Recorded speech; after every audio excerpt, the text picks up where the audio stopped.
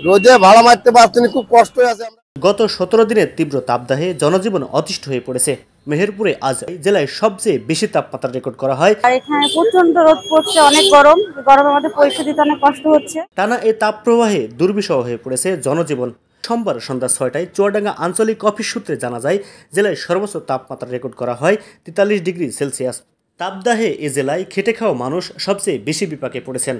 তীব্র গরম ও রৌদ্রে তাপের কারণে শ্রমিক, দিনমজুর, ভ্যান, রিক্সা চালকরা কাজ করতে না পেরে অলস সময়ও পার করছেন।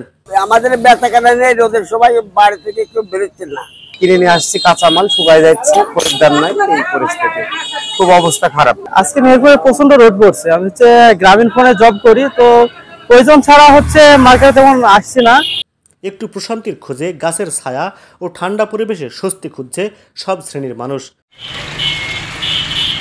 বেলা বাড়ার সঙ্গে সঙ্গে রাস্তাঘাটে লোকজনের চলাচল সীমিত হয়ে পড়েছে।